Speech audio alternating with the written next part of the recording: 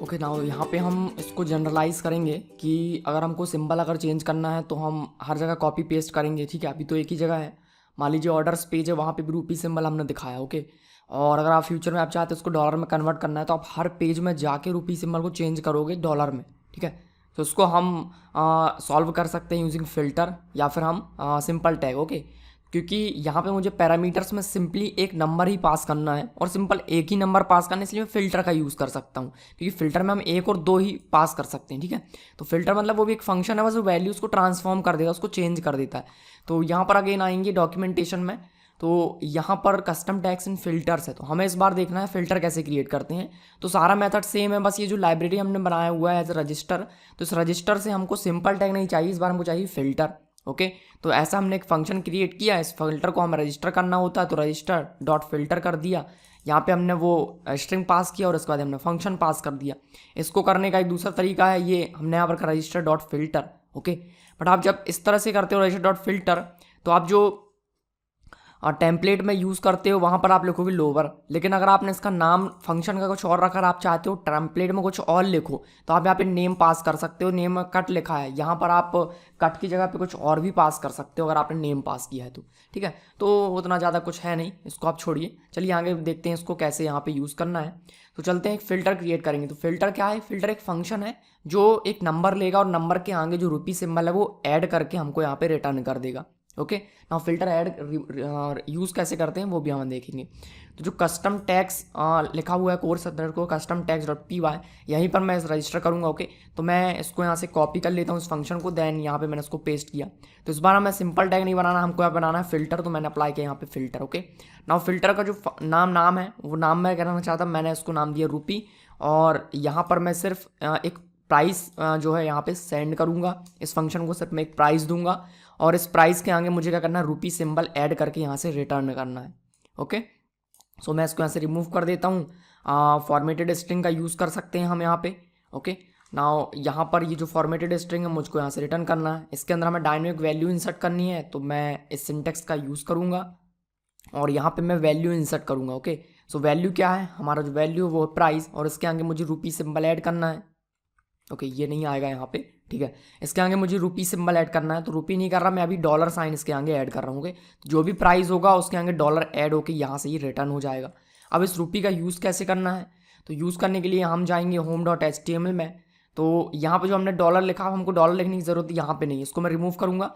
और अब मैं क्या कहूँगा कोस्ट डॉट प्राइस, और इसके आगे मैं रूपी जो पाइप जो होता है एक सिंबल आपको पता होगा इंटर के ऊपर, तो ये जो सीधी लाइन होती है उसको पाइप, तो पाइप का यूज़ करके मैं यहाँ पे लिखूँगा रूपी, तो इससे वो जो रूपी फंक्शन है वो कॉल हो जाएगा, और उसमें जो पहला पैरामीटर है उसमें ये कोर्स डॉट प्राइस पास हो जाएगा। ओके, तो यहाँ पर जैसे रूपी फंक्शन कॉल होगा उसके पैरामीटर में कोर्स डॉट प्राइस पास होगा, तो यहाँ पर यह है रूपी सिंबल, इसके रूपी फंक्शन कॉल हुआ, इसके मिल जाएगा वो प्राइस, और उस प्राइस को हमने आगे डॉलर ऐड करके उसको यहाँ से रिटर्न कर दिया। ओके, नाउ चलते हैं, तो ये क्या था, ये डिलीट वाला था। ठीक है, तो उसको देखेंगे ये काम कर रहा है कि नहीं। वापस आते हैं पेज में, रीलोड किया तो यहाँ पर ये काम कर रहा है, डॉलर आया, कोई एरर वगैरह नहीं आया है ना। यहाँ पे हमें रूपी सिंबल ऐड करना है, तो मैं रूपी सिंबल कॉपी कर लेता हूँ मैं अपनी वेबसाइट से, आप गूगल पे जाके भी सर्च कर सकते हैं रूपी सिंबल, तो आपको ये मिल जाएगा। ओके, तो मैं रूपी सिंबल को कॉपी कर लेता हूँ और इस फंक्शन में जाएंगे हम।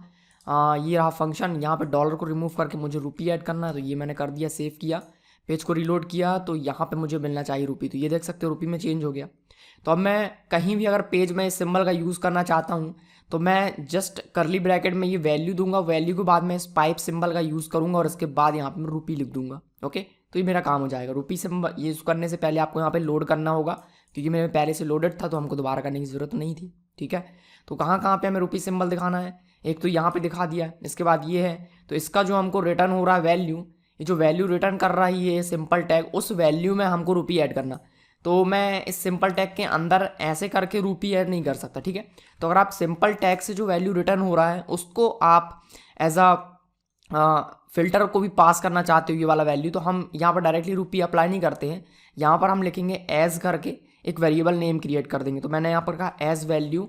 ओके, जब मैं लिखता हूँ एज वैल्यू और पेज को रीलोड करूँगा तो वो वैल्यू मुझे यहाँ पे पेज में नहीं दिखेगा, तो क्योंकि हमने क्या किया, जो सिंपल टैग यूज़ किया है, ये जो फंक्शन है सेल प्राइस, ये कॉल हुआ और उसको हमने एज अ वैल्यू एक वैल्यू वेरिएबल में होल्ड कर लिया। अब जब मैं होल्ड किया तो हम उसको प्रिंट करेंगे, तो हमने अगेन डबल कर्ली ब्रैकेट लिखा और वैल्यू, और इस पर मैं अब यूज़ करूँगा पाइप और यहाँ पर मैं लिखूँगा रूपी। तो इस तरह से जो भी वैल्यू मिला उसके आगे रूपी सिंबल ऐड हो जाएगा ना। रिलोड किया तो यहाँ देख सकते हो रूपी सिंबल आ गया। ओके, अब इससे फ़ायदा क्या है, मैंने बताया अगर अलग अलग फाइल्स हैं आपकी, अब आप चाहते हो कि मैं इस रूपी सिंबल को रिमूव करके कुछ और यहाँ पे प्रिंट करना चाहता हूँ। फॉर एग्जांपल मुझे @ लिखना, मान लीजिए कोई करेंसी है उसका जो सिंबल है वो @ है।